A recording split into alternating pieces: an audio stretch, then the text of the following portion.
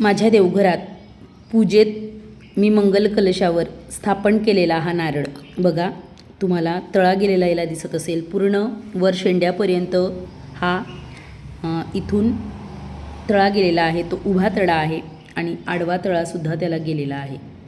तर बघा अशा पद्धतीनं, आणि खालच्या बाजूने सुद्धा पूर्ण त्याला तळा गेलेला आहे.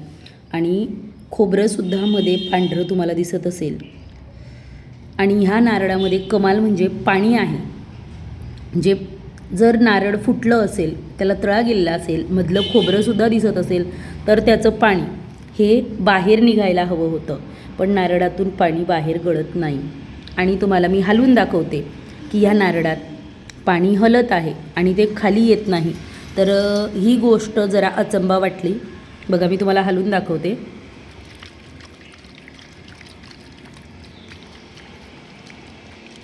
गाड्यांचा सुद्धा आवाज आहे, त्यामुळे मग तुम्हाला ह्या नारळातील पाण्याचा आवाज येतो आहे की नाही माहीत नाही.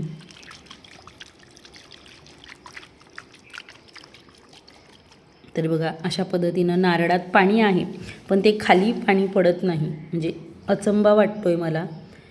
आणि नारळ हे आम्ही गावाला गेलो होतो आता.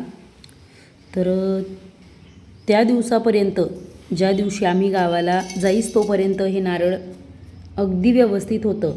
आणि ज्या दिवशी गावाहून मी परतले आणि सकाळी आम्ही पोचलो, साधारणतः 4:45 वाजेच्या दरम्यान सकाळी पोचलो. आणि त्यानंतर आंघोळ वगैरे केली. आणि नाही, आंघोळ पण झाली नाही.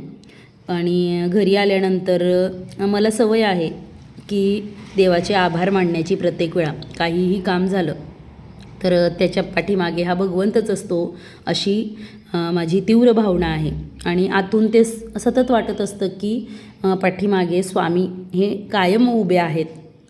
त्यामुळे मग घरी आल्यानंतर देवाच्या देव्हाऱ्यात लाईट आहे आमचा, तो मी जळवला, म्हणजे लाईट लावला. आणि त्यानंतर स्वामी महाराजांना नमस्कार केला. आणि मग अचानक नारळाकडे लक्ष गेलं. खाली कलशात पाणी होतं आणि तरीसुद्धा या नारळाला तळा गेलेला मला दिसला.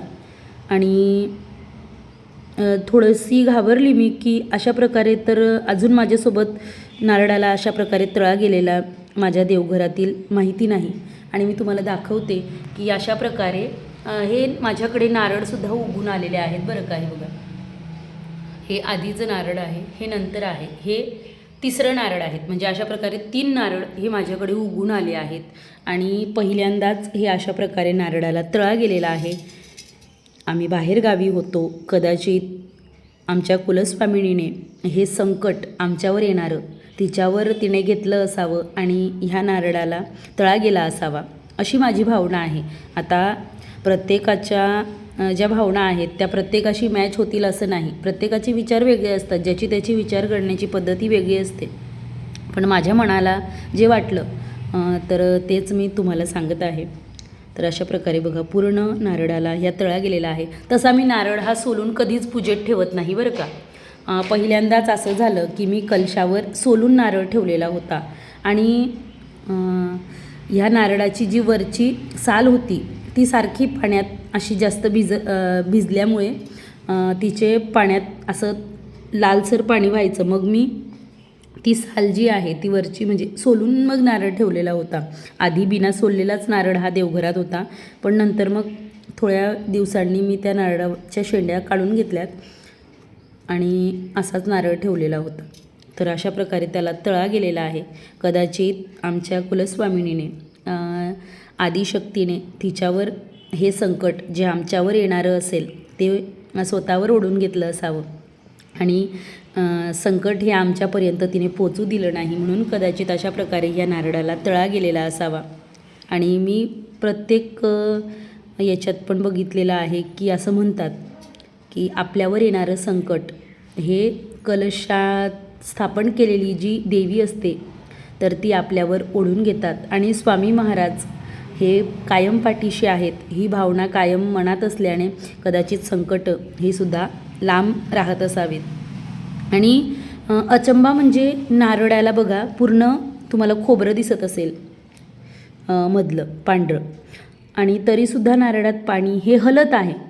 पाणी अजिबात त्याच्यातून गळत नाही. हा मला अचंबा वाटतो आहे. बघा, मी पुन्हा एकदा तुम्हाला हलवून दाखवते.